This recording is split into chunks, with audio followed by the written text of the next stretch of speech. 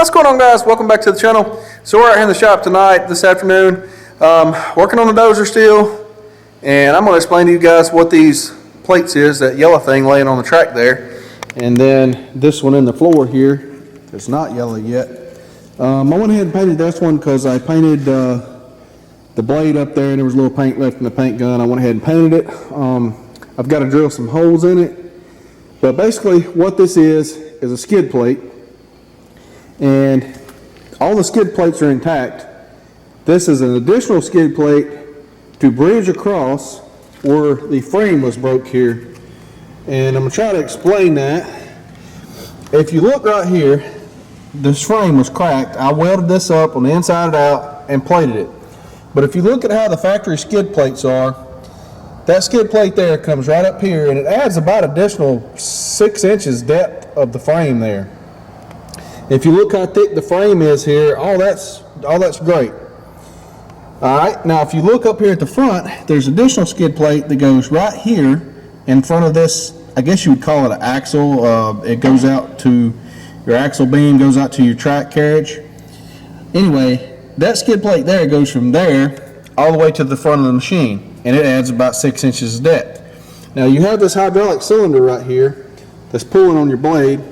So if you got your blade wedged under a stump or whatever and you're picking up, you're prizing, all that stress is going right up through here, through the narrowest point in the frame, and it's where there's a gap in between your skid plates. I'm going to show you from the bottom side so you can see a little better. All right, you can see here. So here's your front skid plate right here. There's a gap right here. You have another skid plate from here to here, and then there's a gap right across this axle beam right here that goes out to your tracks. And this is where the crack was at that we welded up. So I had a skid plate made that is going to go right here from these bolt holes here, these 4 bolt holes. This is where you access your engine drain plug at, and then there's 4 more bolt holes right back there for you to be able to look up in there and access your hydraulic pump. So anyway, I had that skid plate made out of 3/8 steel.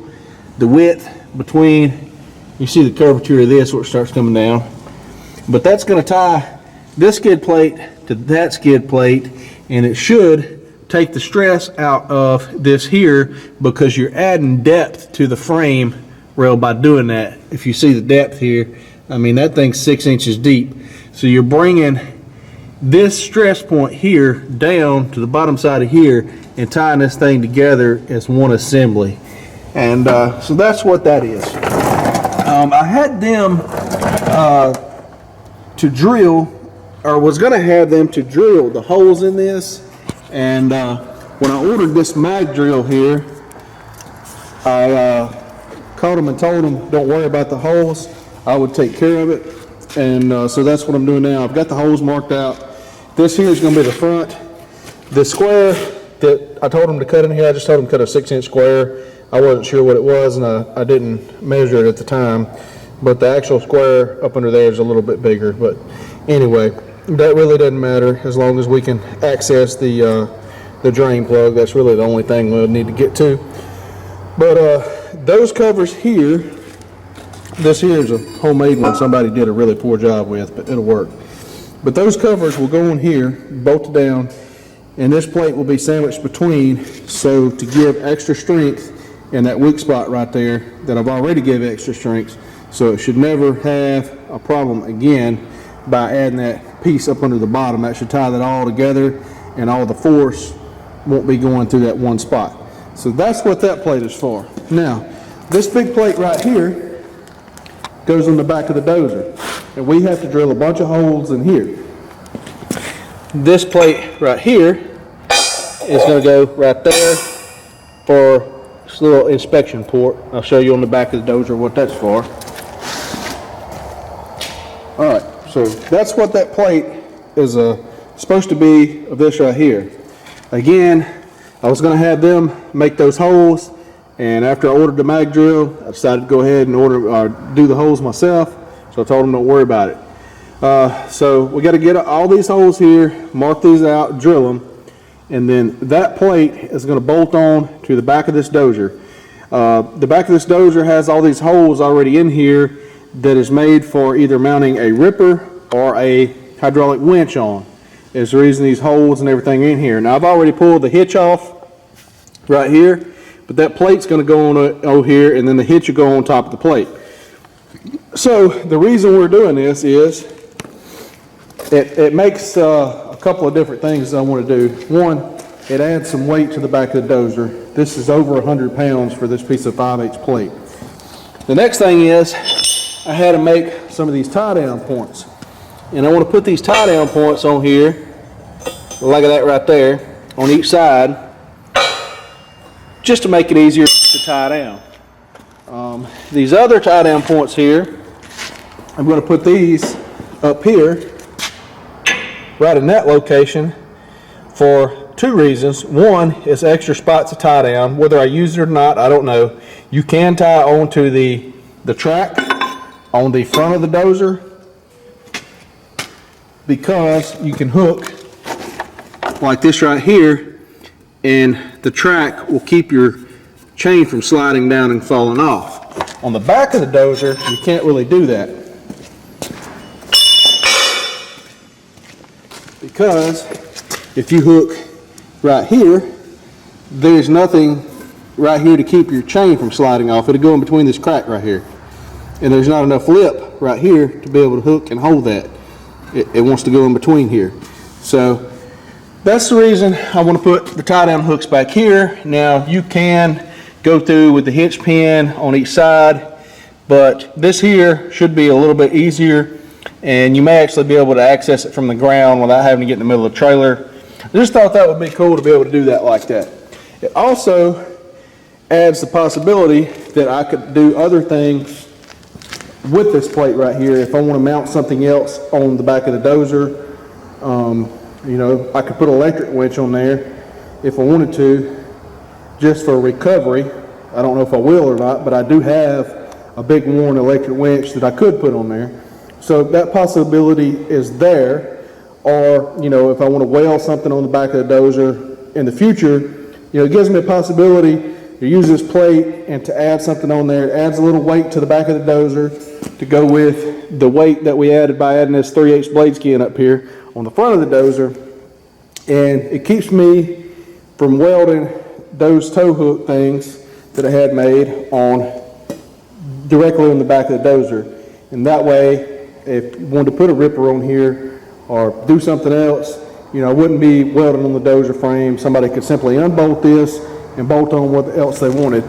The other thing I don't think I mentioned a while ago, that these right here are going to be used for, if I don't use them for tying down, is a step.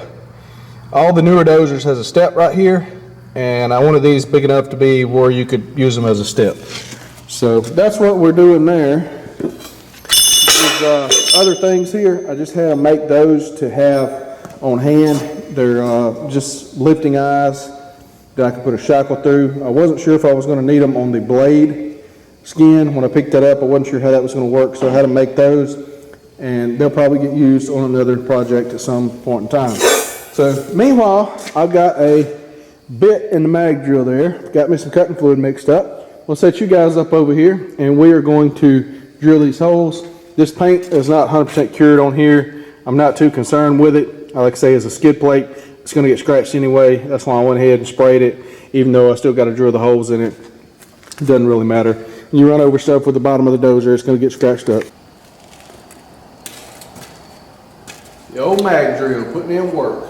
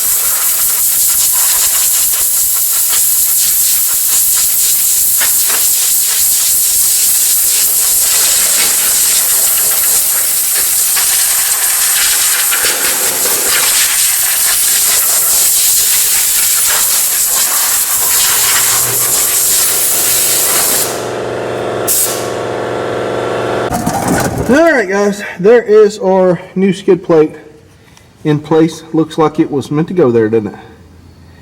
I was off a little bit on a couple of my holes, and I had to kind of waller them out a little bit to get the bolts in there.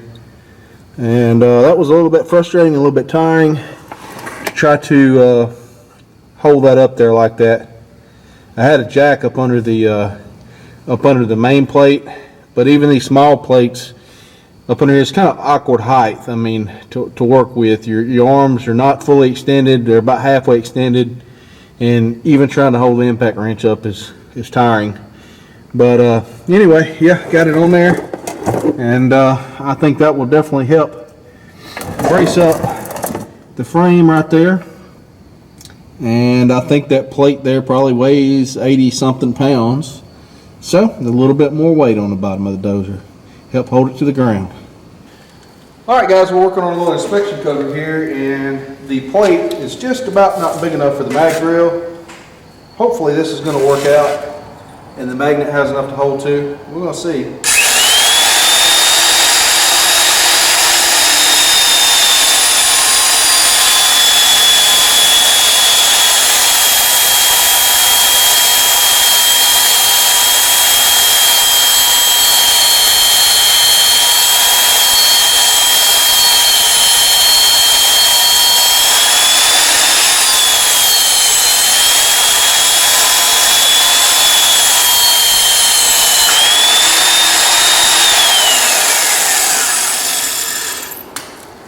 No problem.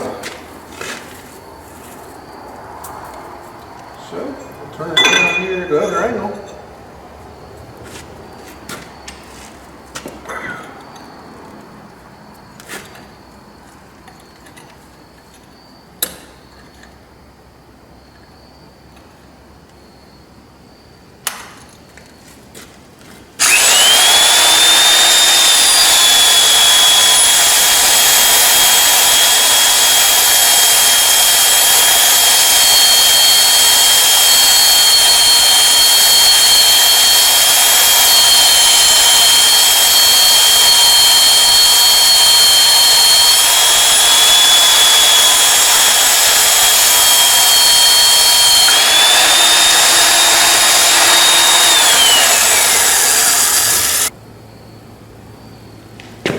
I think it'll work.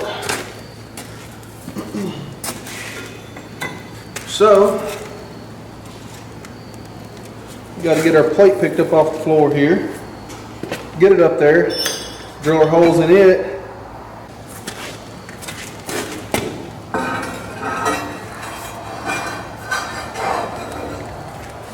That's a heavy old plate right there at 5/8.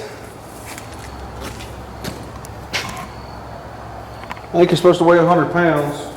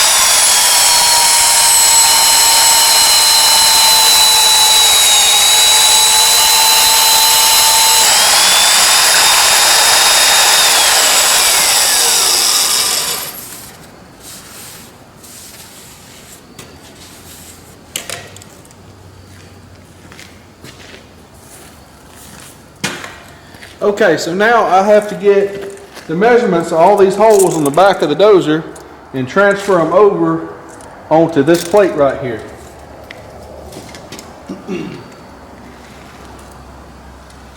First, I need to measure and make sure the plate is the correct size, because if it's not, it's going to throw me off. 32 1/4. 32 1/4, 17 1/8 tall, 17 1/4. Let me double check here again. So we're just a touch on the tall side.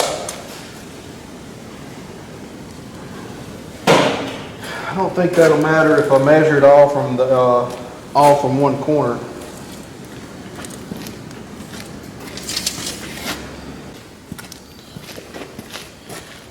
Okay, it appears that we are 1 1/16 down this side right here to the center of our hole.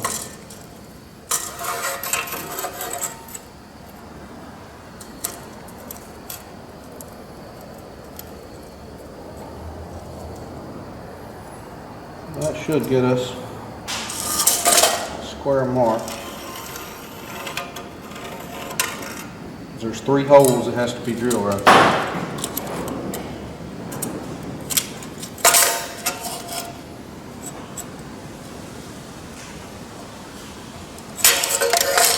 That's somewhat close.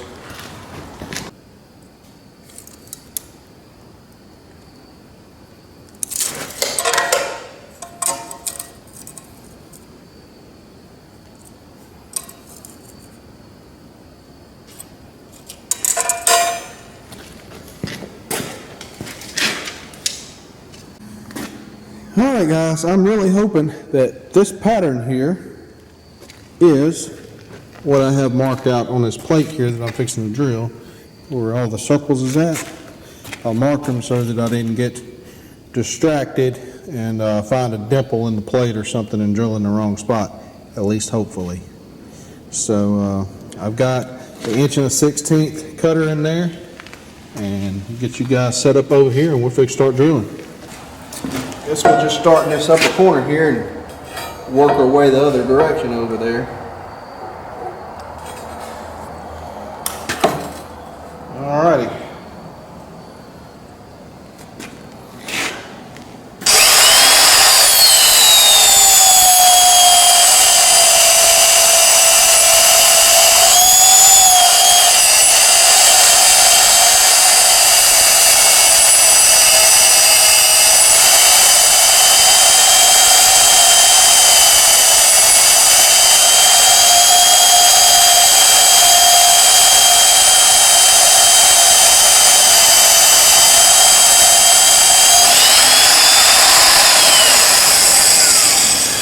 Lower coolant flow down some.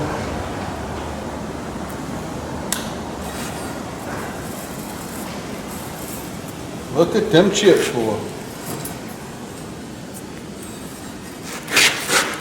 It'd be fun to do with a regular drill, wouldn't it? All right, we're in the pallet.